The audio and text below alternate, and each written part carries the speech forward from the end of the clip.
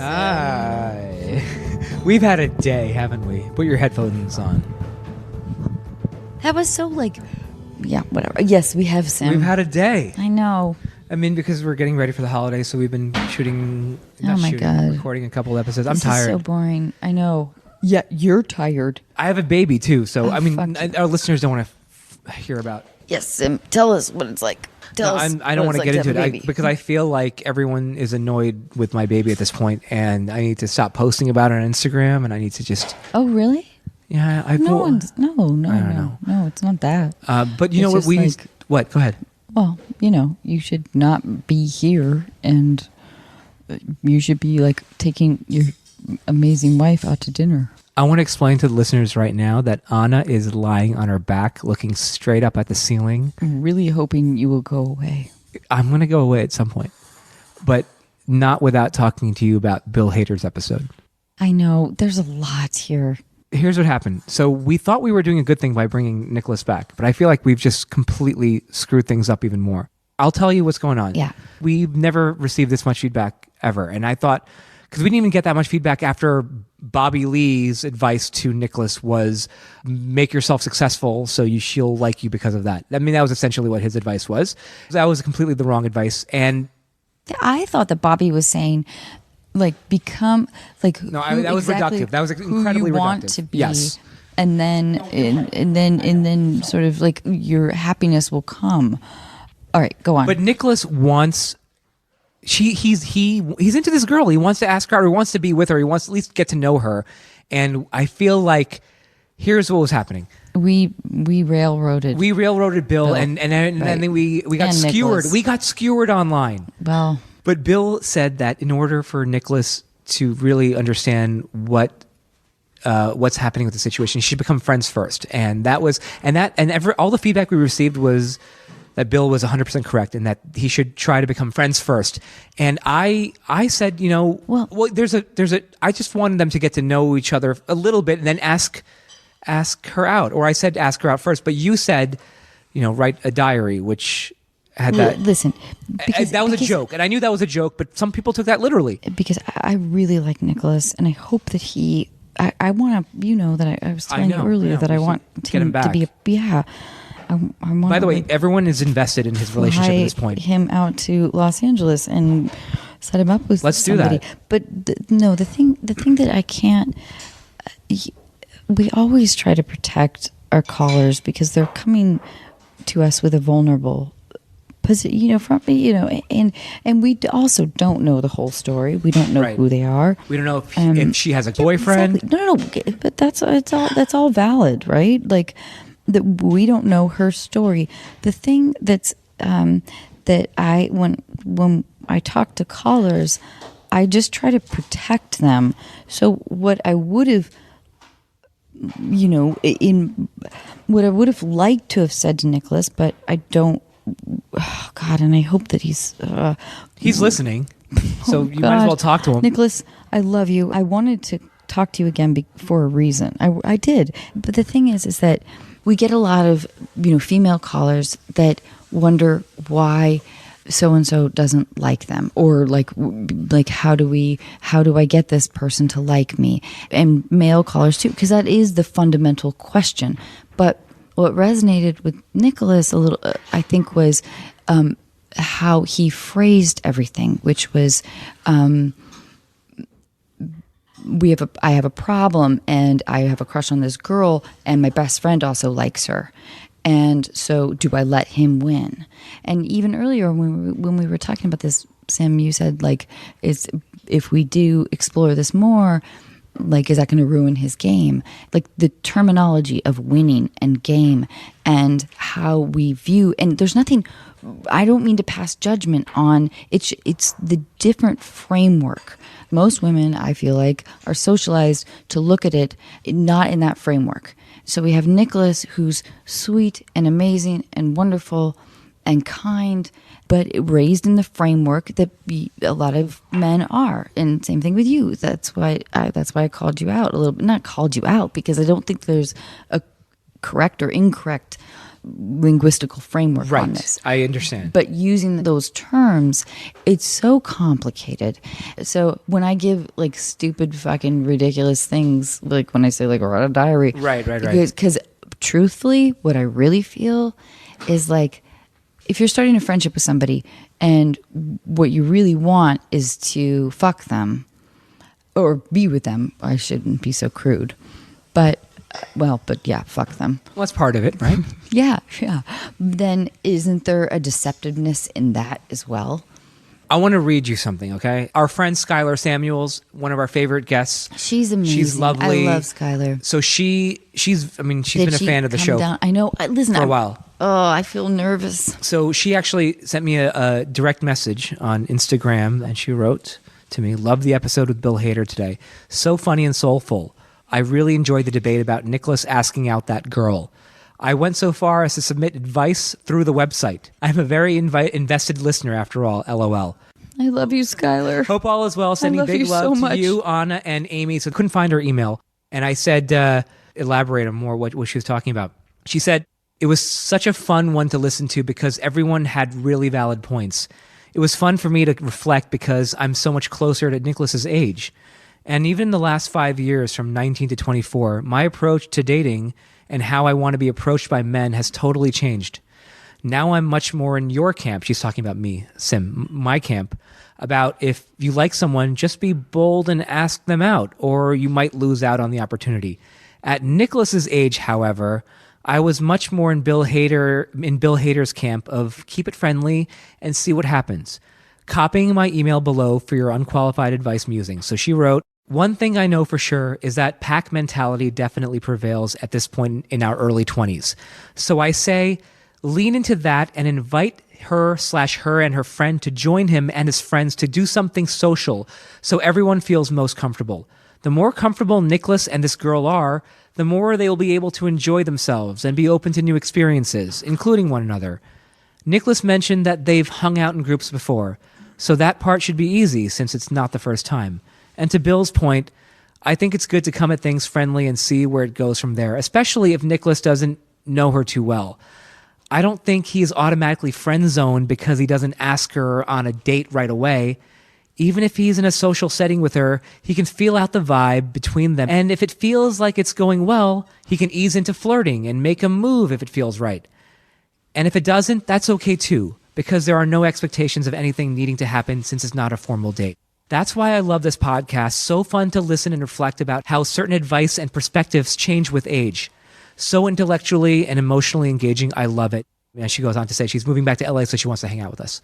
Oh, Skylar, I love you and thank you so much for writing, and for caring and writing. And I know. Skylar also sent me flowers for my birthday. I love her. She's the greatest. I know.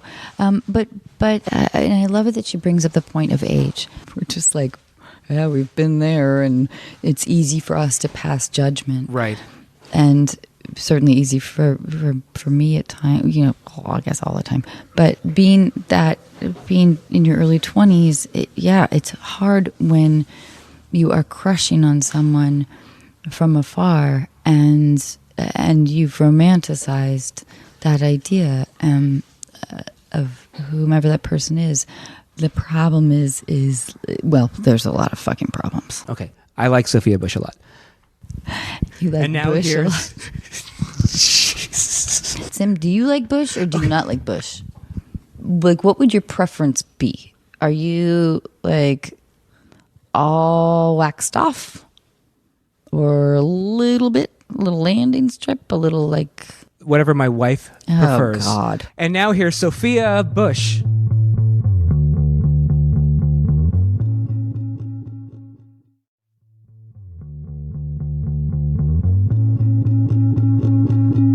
I think that it's like perception of progression. It feels patronizing in the sense that it's like, here's a bone of hope.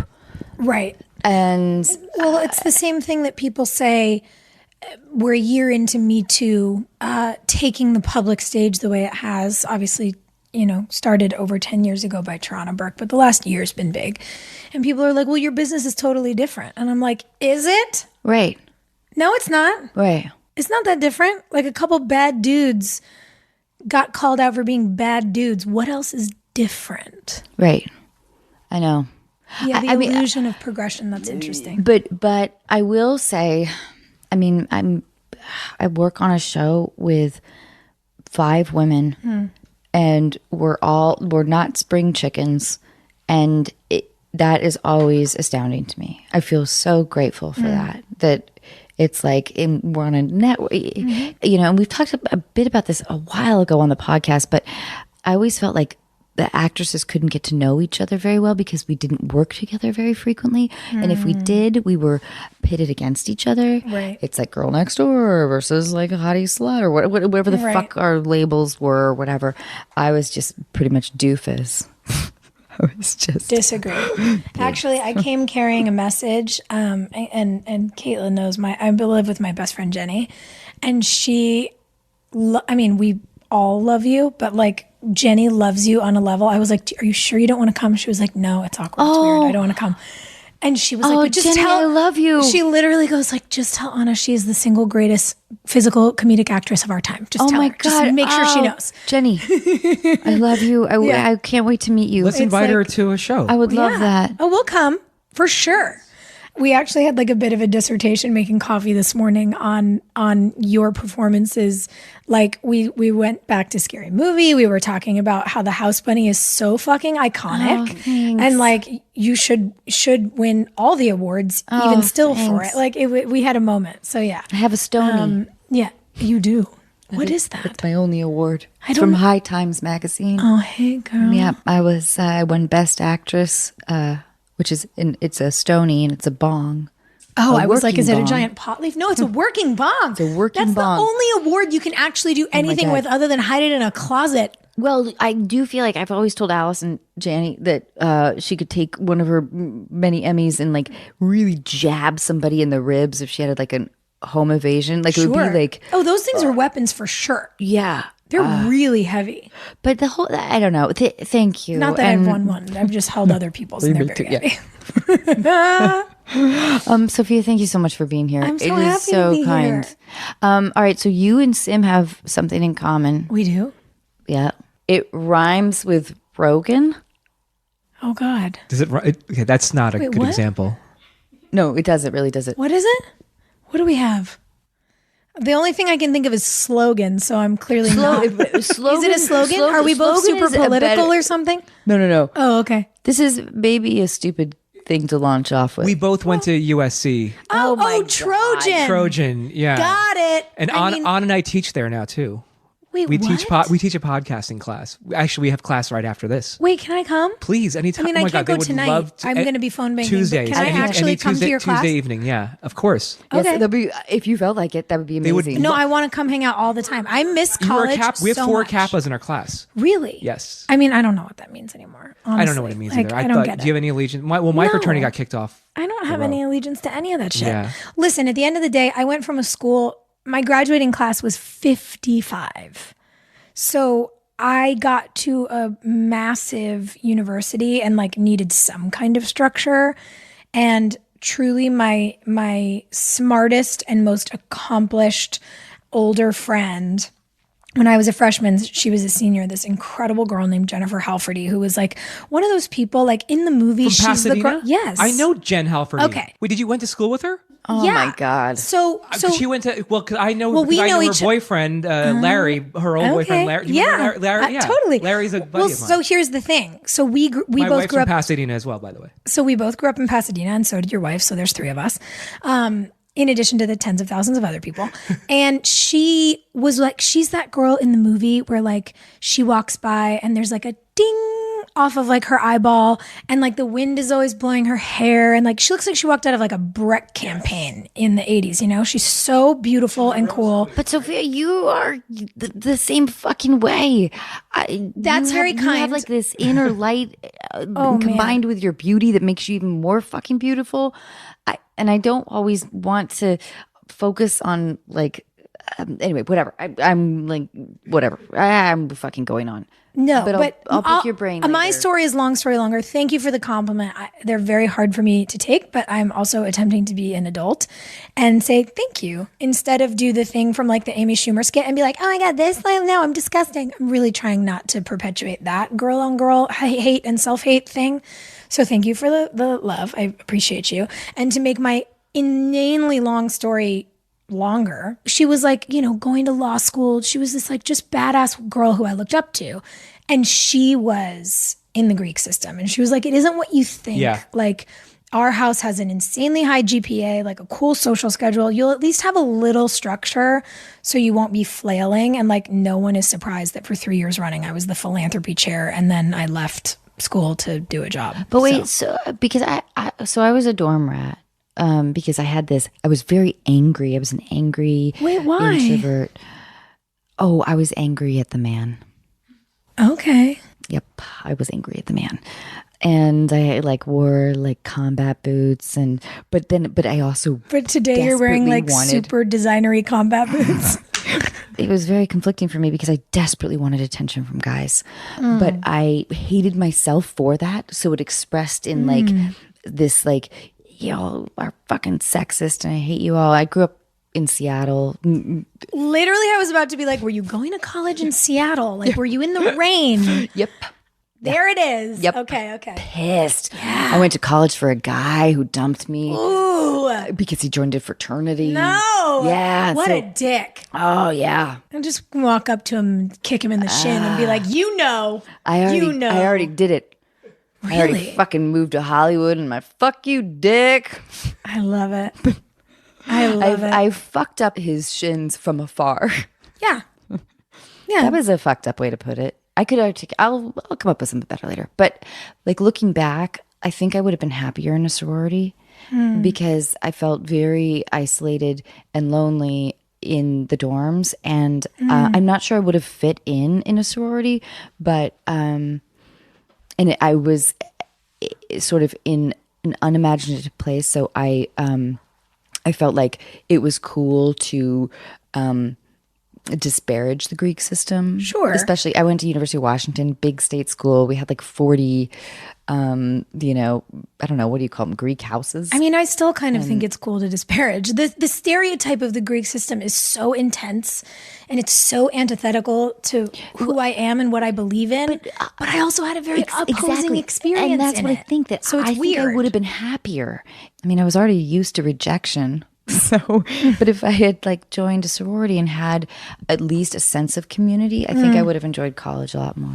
Yeah, I think the sense of community was really helpful. I think there's a lot about that system that's very toxic, but I actually just think that there's a lot about the way we encourage young people to behave in college that's very toxic, whether it's within a system or not. Like the binge drinking and the way you're sort of let loose to critique everybody for just being who they are. It's like, I don't know. I think college felt a little different for me because I came from an all-girls school. I'd been in all-girls school since I was 12. So I don't know. Like I would roll to class in my pajamas. So still, did you get? I didn't know that was weird. Did you get like? I mean, I'm sure you went to like parties and stuff in high school and everything, and you had like boyfriends and everything. But was there a little bit of a head rush with like suddenly being? I mean, I think there's a head rush for anyone, going to college, whether. But I don't know. Was there like a? Did it? I don't know. I dressed like because for the first time in my life I was getting noticed by guys, and so I went to this weird thing where I truly wore garter belts and little plaid skirts, and I dressed like this very angry yet potentially available person. You're like, I hate you, but check out these gams. Yes. Yeah. And I'd be like, why are you, like internally, like if a guy would check me out, I'd be like, why are you looking at me? Fucking ass. And it's like in hindsight, it's like, what the fuck was I thinking? Of course, like I look like a fucking clown. I look like I'm a part of Cirque du Soleil. I mean, I found a picture of myself from like a homecoming weekend at USC wearing a pair of jeans that had the top cut off. So like, when you like cut your jeans and the ends of the legs fray, and it's cute because it's like that's fashion. I did it to the top. I don't know who told me that was a good idea. I bet. I didn't know what was up. I wore a uniform for so long that like I still That sort must of. have been so fun though to be able to like. But I didn't get it. And I still stand in my room most days. And I'm like, how do people get dressed? Like, how does this work? That's why like my easiest cheat is to throw a dress on. And people are like, you're so put together. I'm like, I didn't have to do anything though. It's one thing. It's like I wore a nicer version of a nightgown and I got away with it. I still don't get it. But it's fine. How do you? Okay, this is we'll get to our thing here in a second. But how do you feel about Halloween? Because I have like I love it. as an actor, I feel like I don't want to dress up because I feel like I do that a degree of that for a living. I mean, it's not as like but see, flamboyant or anything. I like the flamboyance and the extremity you can kind of push towards on Halloween. Like I want to go big on Halloween. I don't always do it because I'm also a major procrastinator. But the idea that you could like really go all out for something, I just get real excited about What's the best Halloween costume you've worn? Years ago, I went to a Halloween party with my then boyfriend, and it was when. Oh, and I like hate bringing up other people's personal lives, but it was a great costume. It was just after Katy Perry and Russell Brand had gotten married. And we went as them because they were like such a comedic sort of fixture, I think, in the world at that time to people who probably didn't know them. And I met this woman randomly, and she was the lady who at that time was making Katy Perry's latex dresses.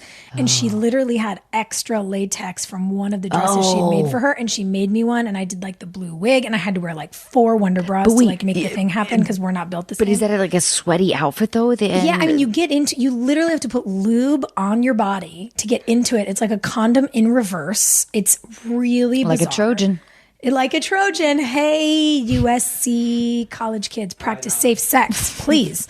Especially in today's day and age when like birth control is being debated as healthcare. Anyway, and it was hilarious. And like, we were wearing wigs and we just like did it right. And people actually from afar thought we were them all night long. And we were just like cackling. That's kind of fun. It was really fun. That's fun. It was like really silly and goofy and stupid and fun. I like enjoyed it. I like that. I like that. I also really like your boots. Thanks. And usually when I compliment people on something, they give it to me. What size do you wear? What size do you wear? 6.5. Yes, I wear an 8. Oh, what? Woo! I've avoided, but I'll tell you where I got them. I could like find you a link. All right. Hook it up. I'm very lazy. I mean, me too. That's why I shop online. Yes, me too. And also why I either wear the same t-shirt and jeans every day or dresses. I don't even know what's under there. I can't quite tell. I'll take them off and we can look on the inside. I think that I'm a little bit old. My eyesight's going. Oh. I was hoping that would make you feel better in terms of like I'm not looking up your skirt. No, I felt that way today. I was telling you when I got here, like I was supposed to have a session with a physical therapist because I pinched a nerve in my back. And I was like, what am I, 70? Like, what's happening? Oh, I'm sorry. That was like sciatica shit. It's actually in my shoulder. And I'm it's probably because I'm like a little bit of a tomboy who expresses my anger at the man by demanding that I do all of my own stunts on really aggressive projects. I'm like, I can do it. Don't tell me I can't do it. Don't tell me the guy has to do it. I get all like defensive about it. And that's probably why my shoulder's super fucked up. Oh, but that's kind of fucking rad. I mean, it's fun, but I've definitely had a day or two. On one job, I did have to go to the hospital one day and have a CAT scan. And I was like, if I actually like have a brain bleed, I'm going to be real pissed at myself. But there's a whole, and maybe we could talk about this later, but there is a whole relationship between like the stunt coordinator personality. And I totally understand where you come from, that it's like, yeah, let's fucking do this. And they're like, yeah, she can do it. She can totally do it. It's cool. Like, we went over it. It's going to be fine. Yeah. Because they're trying to prove something. We're trying to prove whatever. Totally. And then the director's like, I don't know. It seems good to me. I feel like it's all good for you Everything's guys. gonna be It's great. cool. Yeah. And then next, Isn't that you the have funny thing though fucking about our fucking- yes. business is like, people assume that everyone who does what we do is just walking around like oozing self-confidence and thinks the best of themselves. And we're all just like the scared fifth grader on the first day of school every single day. Being like, is everything okay? Does everybody think that it's okay? Like, is this the day that everybody's going to figure out that I'm the one person in the room who doesn't know what I'm doing? And then you realize everybody in the room feels that way. It's like, it's a lot. There's my mark. What's my fucking line? What's my fucking line? There's my mark. Will I hit it? What's my fucking line? Here's what's funny for me. I think I'm very spatial. Like, I was good at geometry and trigonometry. I had no use for calculus. Like, spatial math makes sense to me. Marks, all of that shit, like, I could do it in my sleep. And I know my lines and your lines.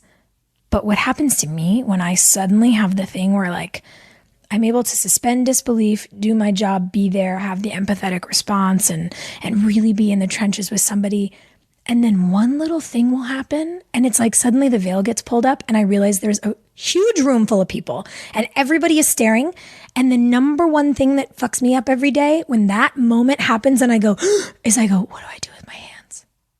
Oh, like yes, suddenly yes, I'm like, yes. What are these arms and these things at the end of them, and where do they go? Do they go in my pocket? Do I put them on my hips? Does that look weird? Like when my self-consciousness on set is triggered, I have no fucking idea what to do with my hands. Oh, I'm so with you on that. Except for that's my entire body. but yes, but you know, it's so true because it is. We are always doing active things with our hands, and if we don't have something to do with them, or even like making prolonged eye contact, which is what you're supposed to do, which is our job, like this. Right. I also like that I'm saying like this, and I realize nobody listening can see what we're doing. And you're supposed to look at the one eye, right, and still like try to tap into intense emotion while looking at one. And then you start to not be able to focus on the person's face, right? Which never fucking happens in real life. No. Oh God, are we just a bunch of fucking dicks? I'm fascinated by this. No, I'm really? serious. Seriously, I had no idea that's what happens. Oh, yeah. And there's also this weird thing that happens sometimes when a camera angle is super tight, like when you're doing coverage in a scene. So let's say we were filming this. For everybody at home who's listening, Anna's on one end of the couch, I'm on the other, and we're facing each other. So if this was being filmed for a TV show, there'd be like a master shot, is what they call it, from across the room that holds the couch and us. And then you'd do coverage. So they'd be behind my head shooting at her. And then on my coverage, they'd be behind her head shooting at me.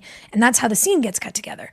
But if the camera angle is like just so, a director literally will say to me, while I'm staring at her, yeah, you can't look at her eye. We need you to actually look at her left ear while you talk to her. So your eye line is right. So you're trying to have a moment with someone and you're staring at their ear and they're talking to you, but you're not making eye contact with them. And it is the weirdest experience. Sophia wants me to put a piece of tape on my ear, but I'm already wrapped and I'm out. I'm leaving.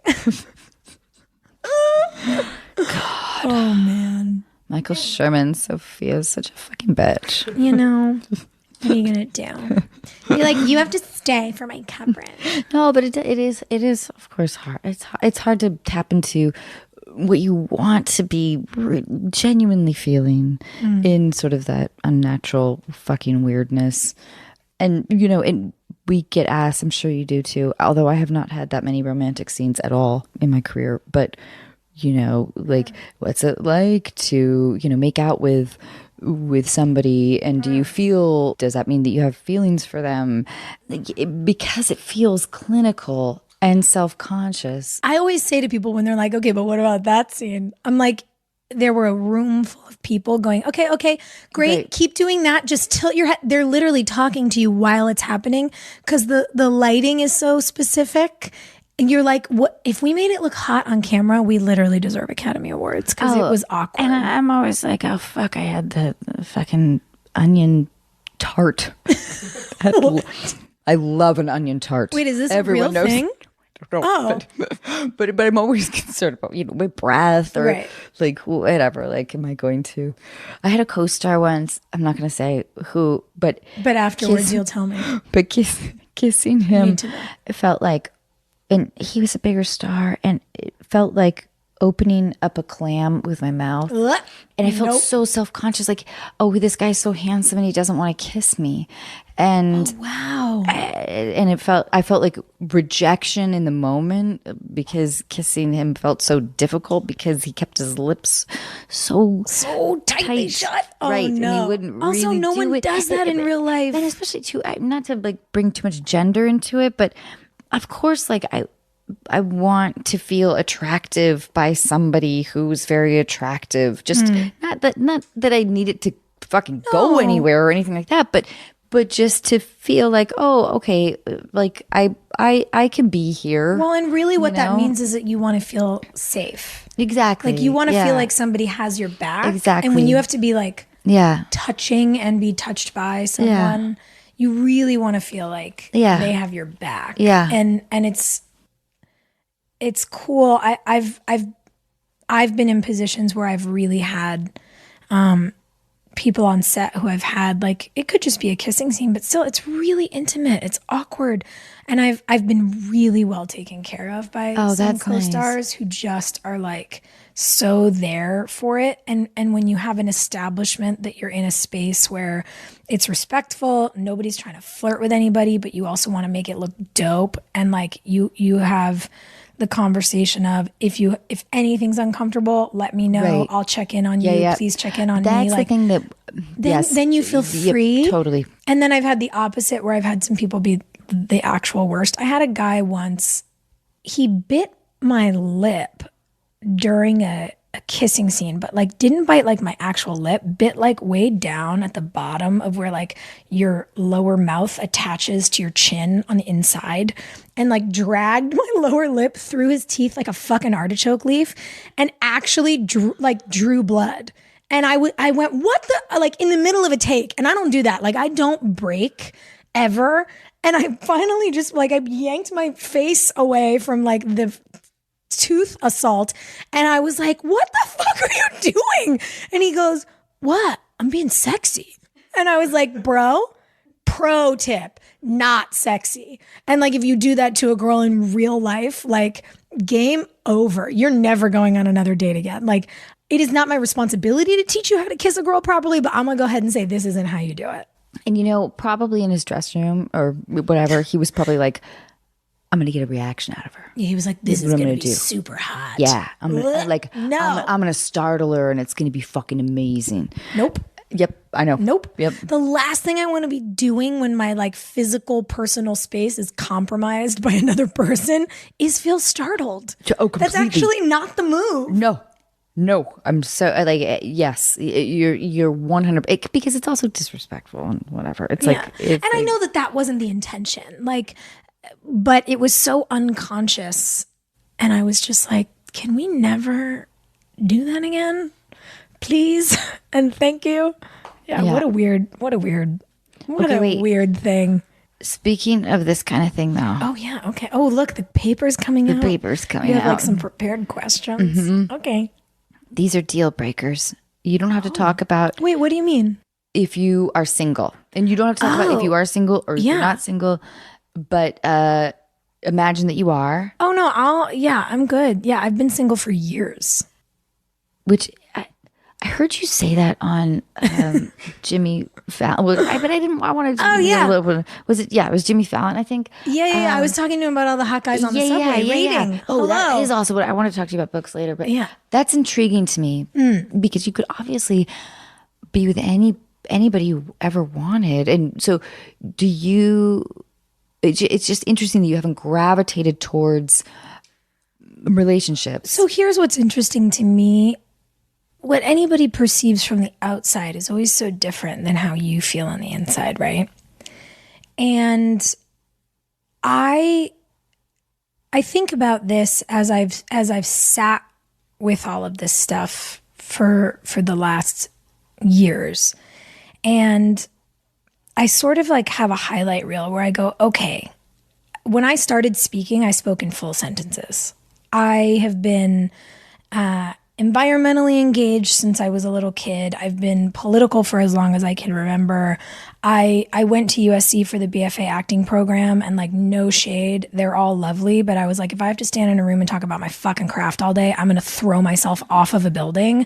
And I transferred into the journalism school, and I did an emphasis in political science, and like, I am so into the world and into people and into music, and like, I am a lot. And the change, in the same way that I'm trying to learn how to take a compliment and be thankful for it and let it resonate, is I'm no longer, my old story was I'm too much. Fuck that. I'm not too much. I'm actually really fun. I'm a great friend. I give a shit about. Awesome. I appreciate you. I give a shit about people even when they're not all that nice to me. Like, I will sit and really talk about issues with people who believe very different things than I do, because I think it's the only way forward. I have been for many years told that I'm intimidating. And for many years, my old story was, okay, well, I'm a lot for people then, or I'm a lot for guys. As a woman who operates in the world the way I do, I must be too much.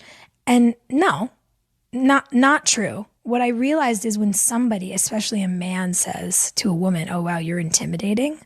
I'm like, I'm not intimidating. You're just intimidated. You are afraid of my bigness or expansiveness or passion because you didn't maybe grow up in a household with a woman who had that space. You know, we come from this very patriarchal society where, whether it's through conditioning or messaging or media or whatever, women for ages have been taught to be smaller, like be cute, sit still, look pretty, stick to acting if one more person, like talk about people I want to kick in the shins. And so what I realize as I look back at the way I have operated, also, by the way, as a serial monogamist for a long time, and stuck in relationships that were not good for me, I now look back and go, oh, it's not my fault. It's not their fault. Even the guys who've fucked up so bad, and I've had a handful, what I realize is that I have to own my role in it. Because more often than not, I have chosen to date the potential I see in someone and not who somebody is in this current moment. And that's not to throw shade at anybody. That's simply to say, I settled for less. And maybe that's because I came into the world like a little Ruth Bader Ginsburg and was like an old woman from the time that I was born. And like the guys just haven't caught up. I don't know. But even in the relationships where like I've been cheated on or fucked over, or they've been so toxic, or like I've fallen in love with my best friend after years when I knew it was a bad idea, but that's my best friend. And like, we were never meant to be anything more than friends. But it's so easy in the world with like a straight cisgendered woman and a straight cisgendered man when they're obsessed with each other to be convinced that that means it's romantic. I finally, years ago, when I got off a roller coaster in my last relationship with a person who I love, but who like the relationship was so bad for me, I finally went, enough, just enough. Like I'm good, I'm done. I have companionship because I have the most tremendous community. My friends are so special and amazing. They are like ride or die, travel the world, show up at 2 a.m., like good humans. And I realized that if I wasn't as patient with myself or as loving to myself as I've been with partners who just didn't, at the end of the day, deserve it. And again, that's not a hateful thing. It's just to say like, you don't deserve this piece of me. That's okay. I fucked up by giving it to you when you didn't deserve it. And I got to own that I don't deserve to treat myself that way either. Now for the last couple of years, like I've gone on some dates. There's been, 2 or 3 lovely dudes who like I've seen for a moment and then gone, you're great, but you're not my guy. I never want to question my own strength. And because of like what you're saying, the idea of patriarchal society, I've been in relationships where I have, but I can't not be like proactive in my career, and I can't not be a passionate person. And why are you supposed to shrink? Exactly. Because they're not expected to. Exactly. Yeah. I love what you're saying. And Sim, look at Sim. He's like, oh fuck. But he married. I've known Sim for 20 years now, Yeah. and Whoa. Wait, and I've seen where it- did you guys meet? we met at a bar, sort of through like mutual friends, not on a date, just a friends hangout. Yeah. And I don't know. We just like We hit it off as friends. Yeah. And it's rare, Yeah. you know, Yeah. to do that. Completely. Male, female. We have I have some of those amazing dudes in my life, like just the best. But I have seen Sim with a lot of beautiful and mostly wonderful women. I love you. Mostly wonderful. And now Mostly. Just he's one married. person who was like the Antichrist. It's cool.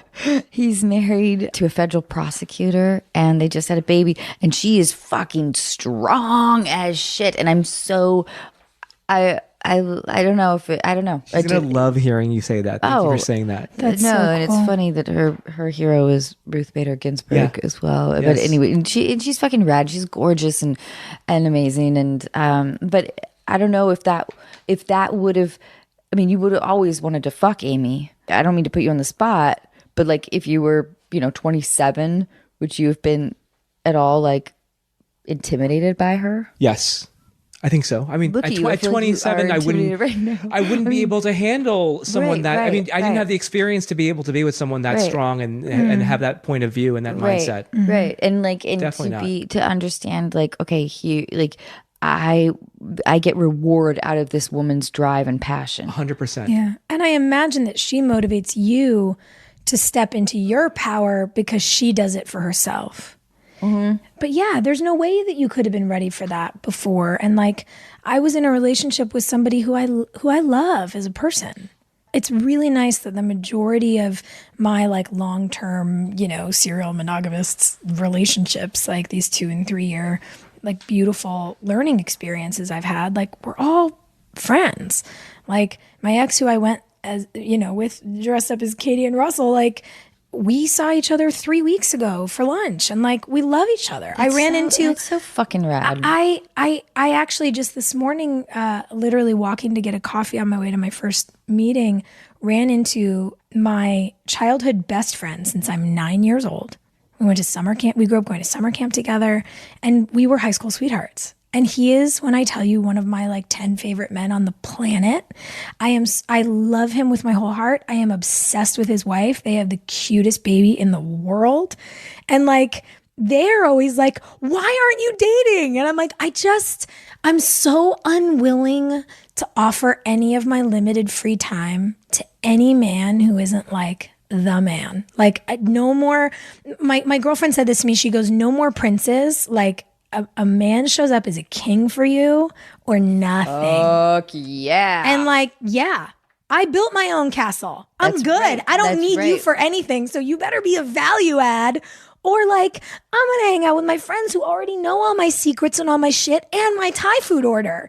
I don't need to teach you anything. Like, you better be here to really embody fucking rise. the like, yes, the safe Build space. your own ladder. I'm not growing my hair out. Yeah. Oh my God, I love that. Can we make a bumper sticker? Sure.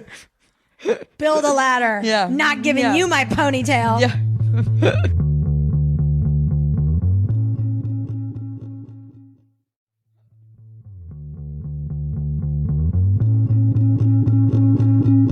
He works the graveyard shift.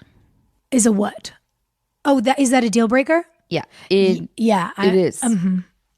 I mean, if it's permanent forever, I am so hyper light sensitive. I really struggle to sleep the minute the sun is up. I would have a very hard time with that.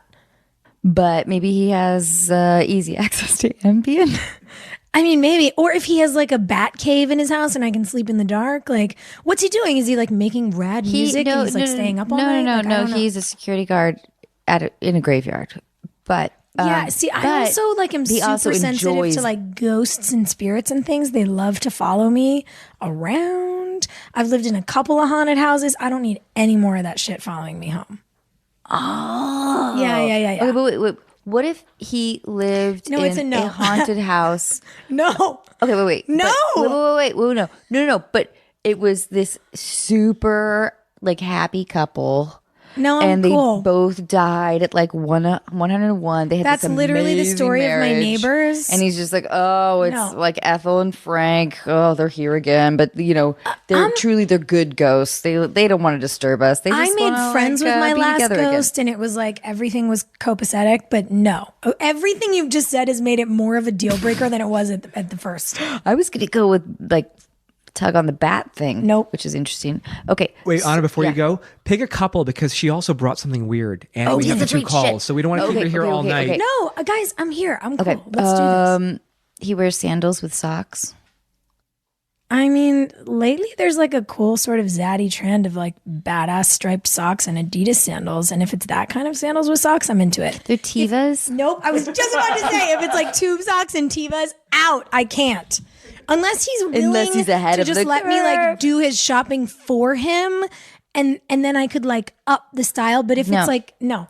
He wants to be a river rafting guide. I need a dude who can like go rugged to red carpet with me. Like I want you to be able to hang camping with me and my friends, but also you got to be able to throw on a tux, head to the work thing, stand awkwardly in the corner with me until I calm down about my social anxiety, and then we can like dance all night. Like no, that's a no. Look, Okay. I'm learning. This time being single, I know what I want and what I don't. Thank you very much. Next. Okay, you got it. But wait, you've had a great first date. Mm-hmm. He walks you to your door. Okay. And I'm gives sweating. I'm so uncomfortable. maybe you guys kiss, maybe you don't. Whatever, that part doesn't matter. But he says, "Hey, I rarely kiss anyone on a first date, but okay. I like you the way you are. When we're driving in your car, and you're talking to me one-on-one, but you become somebody else around everyone else. You're watching your back." Like you can't relax. I mean, I don't know what that song is. I hate the quote of a song. Okay, wait, However, that's actually very true because I do have social anxiety. Let me like, attempt pretty to sing hardcore. it and see if. Wait, Sim, you should sing it. Come on, Sim. No, you're. No you one have wants to. to You hear have to. me You sing have to. this. This was This your. is. Come on. No, I mean I love this song. If you really want to step We'll into the sing world. it together. We'll sing it ready? together. Okay. Okay. I like you the way you are when we're driving in your car and you're talking to me one-on-one, but you become somebody else round everybody else. You're watching your back like you can't relax. I mean, trying to honestly, be- the world of Can't Hardly Wait and 10 Things I Hate About You is my world. I grew up on that shit. So if this really went down, I probably would be excited and also feel creepily seen because how do you know after one date that I am very socially anxious? I like the idea that he's passing this off as like his own sort of like, how do I end the Here's what I date? want. I want really him to like her. start it in speaking. Okay. And No, then no, like okay, ramp all right. it into a song. And let's then try it. I would be like my Jimmy Fallon episode, I'd be like, are you my husband? Like, is this what's happening? Sophia, oh man, this was awesome. Thanks so much. I I had the best time. I did too. I did too. I love it that you like shellfish and things that grow in the ocean in general, seaweed and shit Coral. like that, but coral. But I just I like you the way you are. You know, when we're I don't know driving in your car, you're talking to me one-on-one, but you become somebody else around everyone else. You're watching your back like you can't relax. That's when you turn into a fucking bitch, Sophia. Well, then now you ruined it. I was in. This was my Notting Hill moment. Like I'm just a girl standing in front of a girl who's pretending to be a boy on a hypothetical date, asking him to love her. But this dude doesn't understand you because the thing is that you would never become someone else around everyone else. No. This is what I know about you, That's Sophia. true. I do get anxious. He's inaccurate. And also he thinks that back and relax can rhyme. He might be a little dumb for me. He's a little dumb. I do require a high IQ. Okay. This is a thing that I've learned. I get real bored if you're not smart. I wanted to, God, there's so many things I want to talk to you come about. on, we can do Okay, it. he has satin sheets. Come on. Little slip and slide. Not for me. Come Not on. a fan. That's changeable though. That's not a deal breaker. But I would I don't know. I would be like, hey, let's go have lunch in Venice. Oh my God, look, a parachute home. They have such nice sheets here. Maybe we should get you some new ones. Nah, babe. You know, I would like come up with the. Babe, no. Come on, man. I don't. Babe. I'm never gonna have sex with you on sheets that you fucked some other girl on. Babe. That's an easy way to win it. Babe, You know babe. I'm right. I wouldn't fuck. Nope. As soon as I fucking fell in love with you, I bought new fucking sheets. Nah, can't get down. We should just buy our own sheets. I would figure it out. If I loved someone, satin sheets would not be a deal breaker. They wouldn't. Can we do one quick chat or no? Or bring something weird? What do we do? Will we have the two calls please, too? one quick chat. I know. Let's pick Come on, one. this could Okay. be like a super episode or something. Okay, Do you have a but I time have limit? no, I don't have know to leave. any- I have to leave for Yeah, class. okay. You Yeah, guys can that's stay. right. That's right. Yeah. Yeah. Okay. He's a teacher. I You mean, are. by teacher, I mean professor. He's a professor and our he's married to a lawyer. Okay, can I You be, are the American dream. can I be Chad? This is actually how my sweet immigrant father wanted my life to turn out, and then I became a fucking actor and ruined everything. That's like not on the approved your parents came here from another country job list, but it's fine. Okay, you're in Aspen. Okay. This will be quick. Okay. Yeah, no, of course. Okay, so you're in Aspen on Okay. a ski trip. Yeah. You're at the lodge during like whatever afternoon break. Après ski. I love that après ski. It Yeah. sounds so fancy. You're at the bar. Okay. What was your what's Oh, you named me. I'm the bartender. Would you name me something? What was it? Whatever you want. Are you like here from another country? Like, are you one of those Australians who comes like that'd for be fun to off make him do season, that. or No, like, no, you're not making me are you do from that. like? Okay, my name is Norway? Mitchell. I'm just Mitchell. All right, Mitch. Yes. Yeah, Mitch sounds more like a ski Great. All right. guy. So you're there. What are you having? Hey, what's up, man? What's your name? Mitch. Cool. All right, I'm Chad. Yeah, I'll have a Macallan 12. On the Macallan rocks, 12. Yeah. Fuck. And you're okay with your drink? Yeah, I'm good. What's up? Man, that was some fucking crazy fucking powder out there, huh? Conditions Yes. were fucking amazing. It's nice. Oh yeah. Oh my god. Like I know I'm gonna be like fucking sore tomorrow. So what's up? Anyway, you don't have to talk to me. I'm like kind of a fucking jerk. I'm Chad. This guy who talks this way is my nightmare. I'm Chad. What's up? Have you ever tried Macallan 12? It's fucking good. I have, but I actually work with them. Listen, I'm this one's good. on me. No, Oh, I'm so good. wait. I think I saw you earlier. Were you like wearing those like little like earmuffs, those pink ones or something? Man, you're fucking good. You're good. Like a shredding downhill. yeah, pink earmuffs definitely That's not. cool. me. I admire Probably that though. I somebody- really do. Like an athletic girl. He's like the adult version of the interrupting cow. That guy's horrible. So wait, what do you do? No. No. Come on. What do you do? No, you know what? What do you do? I have you a strict rule that when I'm on vacation and I don't talk about work, you enjoy your scotch. I'm gonna go sit come on, don't fucking outside leave. No, with my friend. no, don't be like that. No. It's cool. It's cool. I'm not gonna fucking harass you, man. It's I got cool. Mitch to harass, man. Sure, great. Is Yeah, he dude, bothering I don't you? even fucking I like can have him brunettes. taken away. Yeah, He's bothering you. I just feel like in If you're 2018 uncomfortable- consent should be pretty clear. Okay. It's cool. Chad, you're gonna have to leave. Sorry, no, buddy. fucking Mitch, man. You're not. You Do can come back have any tomorrow. fucking idea how much I was gonna fucking tip you? Fuck you. Mitch, it's cool. I'll tip for both of us. Do you want a drink? Because I feel like after that exchange, you might need a scotch. I would love a scotch. Great, Thank on you. me, bro. So you would shut that down though in real Oh life. yeah, completely? I'm not. I have no. If- Oh, but you you would just- have no idea how much, how many fun places there are to go with Chad. No, you're right. If we were doing, if this was like, Chad is the fucking worst. he's the worst. He's the worst. He has an app. Yeah. You should ask him about the app. You should just ask him Pretend about like the there app. aren't any other chairs. You're waiting for your friend. Sophia, come on. I hate this. this. Is good. No, it's You're not good. curious No, about but the app see, at here's all? what's interesting is that this is the difference between your like deliciously comedic sensibility where you're probably like, ooh, I can mine this shit for gold. And I'm like, I'm so tired. I hate this person. Oh yeah, no, but that's why it's so fun to play Yeah. characters that you hate. That you hate. Fundamentally. No, that's actually a really good point. I did an episode, not of a person that I hated by any means, but I did an episode on season 3 of Easy, the Netflix show, that Joe Swanberg does, and there's no script. The whole show is improv. Was it fun? It was the most fun I've ever had on a job. Like, ever. Sophia, why the fuck are you shutting me down? I know. man? So I'm just realizing I should go with it, but no one on his show is that insufferable. I That know. guy is like my night. Do you know that I have actually in bars, like to guys like that who get in my face and won't leave? Like I'm polite once and then I'm not so polite the second time. I'm just like, you got to stop. And if they don't, I have done the full face palm, like palm to face and pushed men away from me by the face. I did to be the like, opposite. No. I was like, do you have a no." roofie I could have? Oh my God.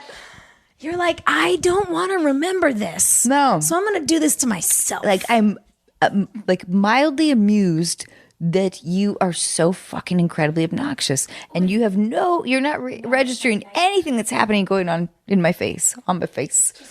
But you should explore this character's profession. I think it's funny because we came up with it. But So You this came up is a with- recurring this is a recurring character. character, yeah. Okay. Does he live in Aspen? No. Okay. He just like visits there. You can ask Chad. Cool. And he has an app. Yeah. Even you doing the face makes my skin crawl. Like you're so good at it and I'm upset. Like I'm uncomfortable. I'm not even fucking into brunettes, you know? Isn't that always the funny thing when someone tries to hit on you and then you reject them and they're like, fucking ugly bitch. And you're like, why were you talking to me in the first place, you loser? Guess you've had a few bad experiences, huh? But I'm not like that. I'm fucking real. Do you find that people who Like I never are fucking, real often have to say how real they are? Like I just fucking respect, like if like I don't even care. Like it's just like if you're fucking intelligent and beautiful, I don't give a fuck.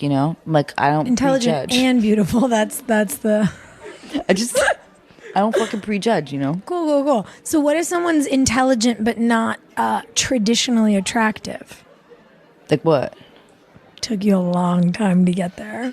I don't know what the fuck do you mean by that? Like, I mean, because I don't really even see, like, I have one of these, like, I have this like optical issue. Optical. Yeah, where like I don't even actually see shape or form or like anything traditional.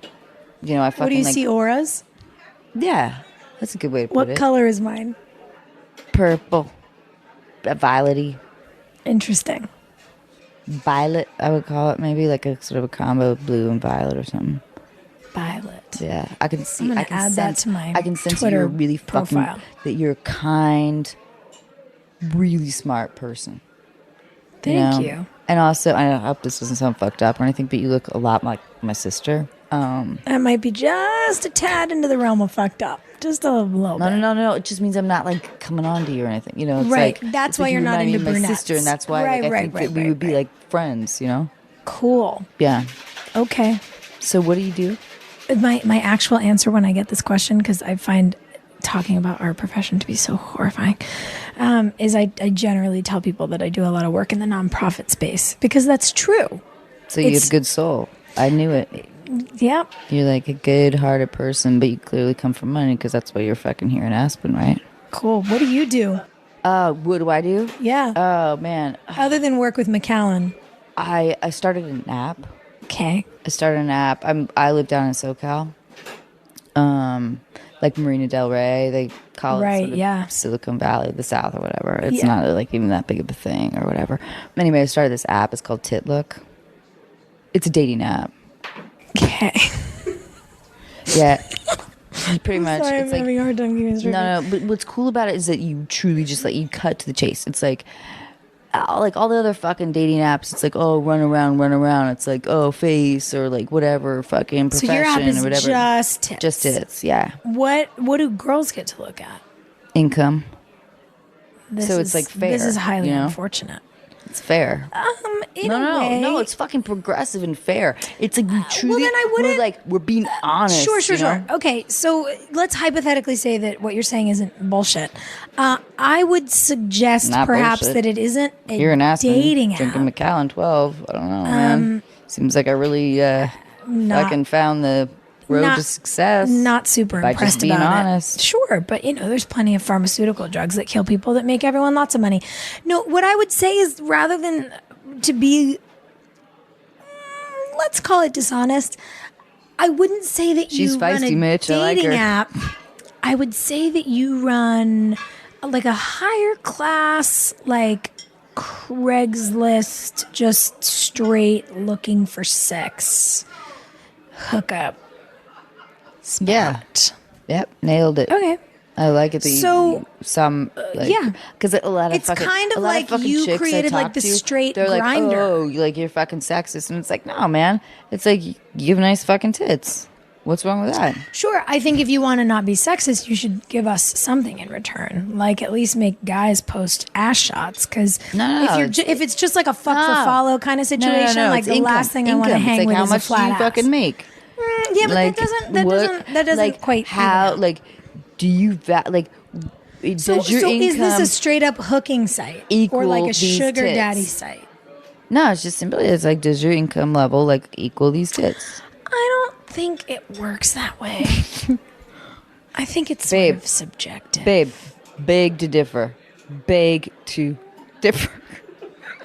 Oh God, this is the worst. He's the worst human. Literally the worst person on the planet. I know, but it's Oh so my God. fun.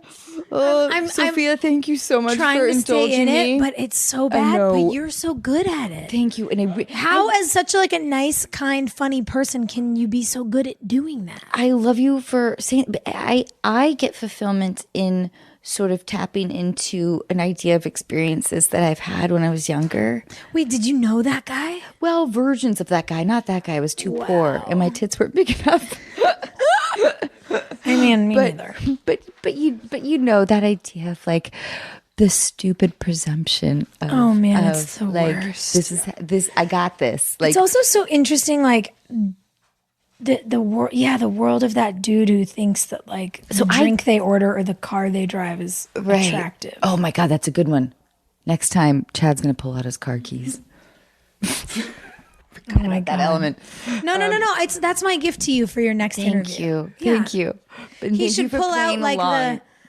what is it's like He's truly the key that's the miniature version of the car that he drives, like that really douchey thing. Oh yeah, and I'll have to have a sound effect. All right.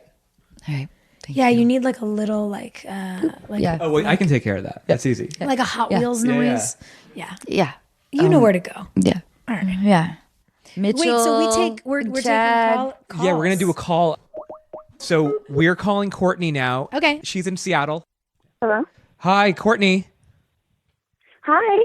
How are you? I'm great. How's it going? Hi, Courtney. It's Anna. Hi, Anna. And we're here with Sophia Bush. Hi, Courtney. How are you? Oh my God. Hi, Sophia. I'm great. How are you guys doing? We're so good. We're great. We're having like amazing sort of Awesome. female time and sort of embarrassing sim, which is fun. Yes, as they are always. embarrassing me. No, well, Anna is. So Courtney, it says here your subject is dream job versus love of my life, and you're going through this what you call a back-breaking dilemma. Tell us what's going on. Yeah. So I've been with my boyfriend for about a year and a half, and it's been total magic the entire time. He's super respectful, charming, and really makes me feel like I'm the only girl in the world. And we've kind of been through a lot in the short amount of time we've been together. And I guess this issue is a little bit more of a struggle for me because I've been having a hard time finding a good workplace that kind of does balances out career satisfaction and all that. So I recently started a new job as a marketing and event coordinator about a month ago, and I really love it. The company is super awesome and really care about their people, which rolls me over to my issue is a week after I started and on my birthday, my boyfriend told me that he got this epic job promotion in Portland. And this opportunity is really kind of a once-in-a-lifetime role where he can finally afford the life that he's always wanted. So I felt really selfish if I would tell him to stay. So basically, we're kind of at this point where it's like, should I stay at my job in Seattle and find a roommate and be a part of a long-distance relationship for an unforeseen amount of time? Or should I uproot before I get too deep in my new role, move to Portland, and get a new job? Oh boy. I mean, Sophia and I are both looking at each other because I think that this is, I mean, it's something that being in a profession where we constantly have to travel and we're away from our partners all the time, it's been very difficult for me to ever sacrifice my career for a relationship. I don't know if I have the answers for this one at all because it's interesting. We're looking at each other and we're having opposite head shakes. One of us is like violently shaking our heads no, and one of us is violently shaking our heads yes. So can I run us through what you've said and point a couple of things out that stand out to me, that tell me that rather than needing to ask us for the answer, I think you already know it. The thing that jumps out to me first is you say we've been on fire since our first date in a good way. You list all of the qualities about why this man is amazing. And you literally wrote the words to us, I know I want to marry this man. You've said to me that the job that you're in is new, yeah? Courtney's been there for a month and a half, is that right? And by the way, I've never given up a job for anything or anybody. And I have really positive experiences from that and some experiences that I wish I could change from that. So that might be also be me coming and projecting a little bit of my stuff into your space, which I want to be clear about. But you're saying that this job opportunity for him is like a once in a lifetime thing is your words, right? Yeah, I mean, he can finally afford to buy a house and have the backyard he's always wanted. So, well, are those things that you also want? Would be my first addendum question. Yeah, I feel like we really bond over kind of the future that we're creating in our heads. Okay. I just think what scares me is before I even accepted this role, my now bosses kind of gave me, I don't want to say a hard time, but they kind of gave me a hard time because they saw that my job experience hasn't been super solid and like in regards to the length. And so I kind of get stress-strained about disappointing them on whatever I do choose. Okay, wait. So wait, that part aside for just a beat. Let me ask you this about your boyfriend. Does he expect, like, what's your communication level with him? Have you vocalized these, like, that you love your job? Does he do you think that because men we can all be ding dongs. But does he, I love saying fucking ding dong and I sound like I'm 80, but is he sort of under the assumption that you will go with him? I mean, has he sensed that you love this new job and this career opportunity? Like what's your communication level sort of in general with that? Well, I definitely wear my heart on my sleeve, so I'm super obvious about everything I'm feeling. But with him, even when we first started telling people, he made it really clear that we were going to figure it out and that he understands this is a dream job and that he's told me individually that he obviously wants me there, but he's never once kind of backed me into a corner and has made me feel like I had to pick one or the other. And you feel very loved by him, right? Yeah, he's so amazing. Is it crazy for him to go get settled there and you keep your job, and maybe you put like a 3-month limit on it? Because who knows, maybe in 3 months you'll be miserable or whatever and stressed out with your job and you'll be ready to, I want you to be able to have it all. And I don't want you to give up your career for your amazing boyfriend or opportunity or anything, because you may be in Portland and lonely and wondering, what do I do and how do I get a job? And I don't want you to resent him for those things either. And maybe you guys, I don't know, this is really reaching, but maybe he rents an apartment for 6 months instead of buying a house. And you guys like rent a little place in Olympia and, make an hour and a half commute every night or at least every other night. Something that prioritizes your relationship as well as your careers, because I know that it's important, and I always want to encourage, especially in your 20s, it is all about career growth in your 20s. I think that's such beautiful advice, because here's the thing. We always have to make compromises in relationship, and whether that's relationship within our family, relationships that are romantic. But what stands out to me is that you're saying, I know I want to marry this person. And if that's on the table, if that's something you two are communicating about, and he also feels the same way, then for me, yeah, I lean towards saying he should go and start this job, because it's the thing that could eventually be what's best for the two of you as a family unit. And make sure he likes it, because what you don't want is to say, I love him and he loves me and we're going to do this and we're going to go. And he goes to Portland and goes, oh God, I've made a mistake. So make sure he loves this job as much as you both think he will. If you were to say to me on this call, like, I've had this job for 10 years, it's my lifelong career, I don't know what to do, I'd be like, well, this is your life. But the part of me that thinks about the two of you goes, okay, if this is a newer position for you, and I would say this, by the way, if it was him, like, I'd be saying it whether it's a woman on the phone or a man on the phone, there's a little more flexibility for you, and there's room for you to build your resume and your experience at a company that is so wonderful, and that hopefully, to your point, in a couple of months, if all goes well and you guys are commuting to be together, they say, we get it. Like, this is your life. This is your love. We'll give you the best references. I also know that there's great, work and opportunity and outdoor community and life in Portland. And if those are things that could be great for you, like, awesome.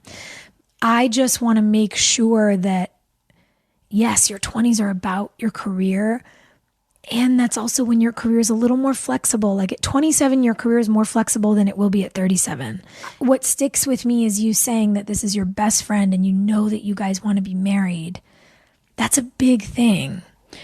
Well, Courtney, when did you guys, at what point in your relationship did you guys move in together? We actually moved in together last June, so I'm a little bitter because it's like, oh, look how cute our apartment is. All our stuff is integrated, and now I'm going to have to watch some of it get divided. I actually think, though, that is not a bad thing. So you are both used to a sense maybe of kind of lonely independence. That sucks. That's a great way to sell it, Anna. But it would be different if you guys had moved in together, a month after dating, whatever, to each his own. But that would mean that both your senses of loneliness and independence will be tested in a different way. I just don't want you or him to give up a career build when things are just so fresh.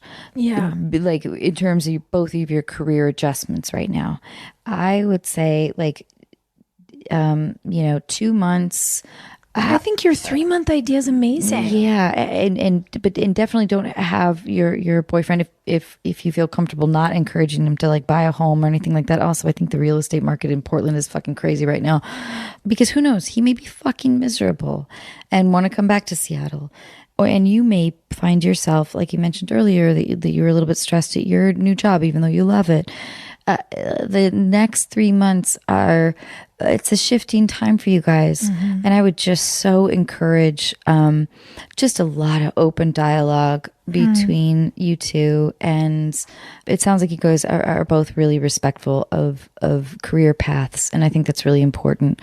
And being, like we talked about earlier, all of us here in fucking LA, we're very much used to being apart and sacrificing relationships for careers. So it may be easy for me to say something like that, but I also, I want to protect both of you guys and your dreams, and I want you to be able to have it all.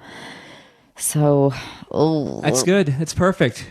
What do you think, Courtney? Are you okay with this advice? Yeah, it's totally fair advice, and I love being able to hear it from, other perspectives and people who have more experience than I do. So thank you guys. It means like the risk of some lonely nights, and definitely a lot of like FaceTiming and being in touch, and it means like a lot of driving, and but I just wouldn't want you in a year from now to be like, fuck, like my boyfriend's now quitting his job and I had this great job, and then you would resent him, or and you've made it clear your level of generosity, which is amazing and necessary and amazing though. But so I want you to also just think about your own situation. And having said that, wait, when does he start? We didn't even ask an essential question. When does he start his job again?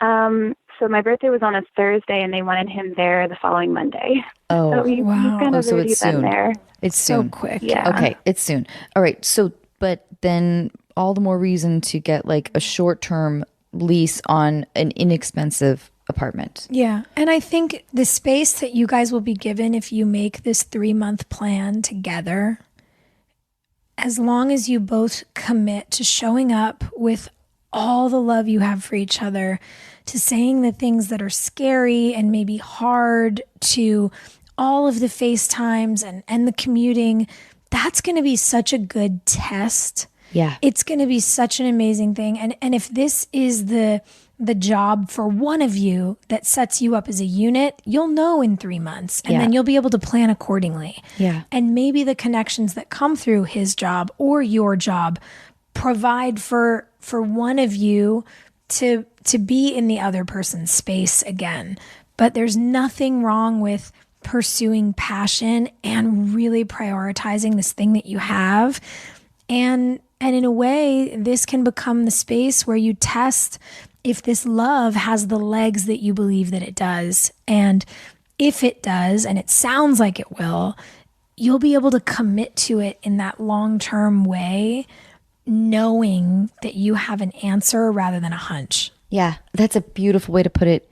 And one last frivolous thought, Courtney, too, is instead of putting an immediate down payment on a house in Portland, I would put aside, if you guys can afford it, a little, like, I don't know, a couple grand, and go to fucking like Bali for a week. Like, truly though, dedicate some time to your relationship like that, and something that you both have to look forward to. And it's like, oh my God, I saw this picture of this place. It's this funny little hostel, but it looks fucking amazing, or whatever. Like, dedicate some excitement and time to a future plan like that. If you guys can do that, or like even like a road trip to Mexico, like, or wherever, or Canada, like, but I would carve out intimate time for yourselves when you guys can't quite swing that right now. But I would, even if it never actually fucking happens, I would think about planning that so it can be, so you guys are constantly prioritizing your relationship, and when during an important time when you kind of have to prioritize your career. Fuck, who the fuck am I? Great. I'm You the guys, worst. you guys crushed the advice. It was great. I was very impressed by both of you. Fuck you. No, I'm not saying. I'm being completely serious. That was great. Courtney, Hey, are you okay with that advice? Courtney, Yes, I'm good. I'll kind of recalibrate what I'm doing with my emotions and where I invest my emotions. So. yeah, and please be in touch, because truly though, what we didn't really talk too much about was your happiness level at your job, but calculate that too, and keep tabs on that, and if you are not, if you're not happy, then that's something else to consider. But I just don't want you to give it up for this move, which thankfully, truly, Portland and Seattle, it's not that bad. Anyway, thank you. So will you please be in touch? Thank you, Courtney. And I love you, and thank you. I will. Thank you. Love you guys. Bye. Bye. Bye. Oh, sweet babe. Great job, guys. Seriously. That Thanks. was great. Thanks. That 3-month strategy is I think it works. really smart. That is. Sophia, I really love you. You know how I earlier really love you. you're a fucking goddess. No. You're an empress. Like, Oh my God. yeah. Yep. I'm You're going to digest fucking that. rule the kingdom. Ooh. It's true. You're Thanks, amazing. I really enjoyed this episode, guys. Seriously. You guys I are wish awesome you could together. say that with a little more like oomph. I'm like, not kidding. Come on, give it your all. Look at his sweet face. He means it. I think that this I feel like episode is he's going to in resonate with a koala lot of mode. people. No, A little bit. I'm not kidding. Although he was so. Can I embarrass him? I shouldn't have said anything. Oh, he's turning red. Oh, don't- look at you his know, cute he little is- I know. face. All right. He was beyond. Like he was just beyond excited for you to be here. I've been a fan for a long time. Me too. But he God, was that's like, so nice. he was like, but you went to USC. She's so smart. She's so beautiful. Sorry, Okay, I'm sorry. okay, listen, I'm sorry. I'm happily married. I just had a kid. Yes, I know. All those things are true. Amy's fucking amazing. Of course. Yes. We'll take it.